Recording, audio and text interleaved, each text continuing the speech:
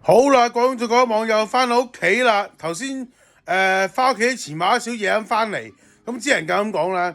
其實報紙檔嘅老闆咧都幾得麻鳩煩嘅，成日都逼我買佢啲嘢，真係唔好怪咁講，佢真係成日有鋪癮㗎個老細，成日都要話啦，買多幾，成日都塞啲飲品俾我。其實講真，阿老細，你飲品有品牌先過期啊係嘛？你唔係今日擺，聽日就過期啊係嘛？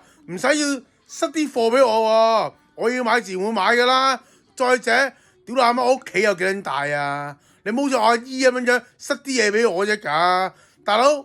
屌阿媽，就算我屋企啊再大啊，或者我最多錢啊，都塞唔晒你啲貨啦，係咪咁講啊？裝 JJ 啊！咁好啦，話説嚟講啊，咁講翻正題先啦。話日本嚟講話咧，偉大祖國啊，共產黨中共啊講乜嘢咧？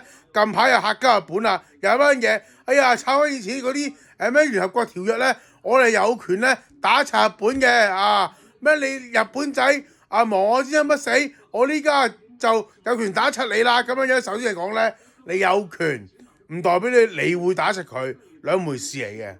再者，你要搞翻掂個原理先。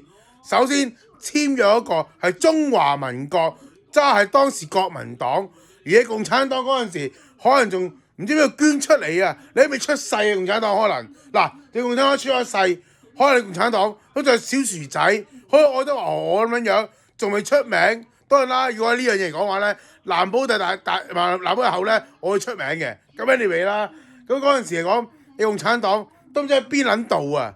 嗰陣時簽嗰個中華民國國民黨啊，即係打柒日本呢個條例。咁好啦，再者啊，就退一步啊，當你中國啊，即係呢家中國，即係共產黨係有權利打柒日本先啦。屌老母啊！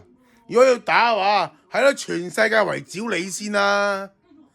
你又唔諗下你幾多朋友啊？你共產黨，你中共幾多朋友啊？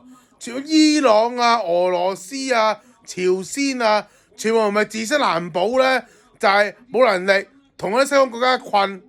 憑你即係學阿老柯話齋，一件蝦餃兩件燒賣，半契馬蹄糕，就想學人打鳩人哋，慳啲啦！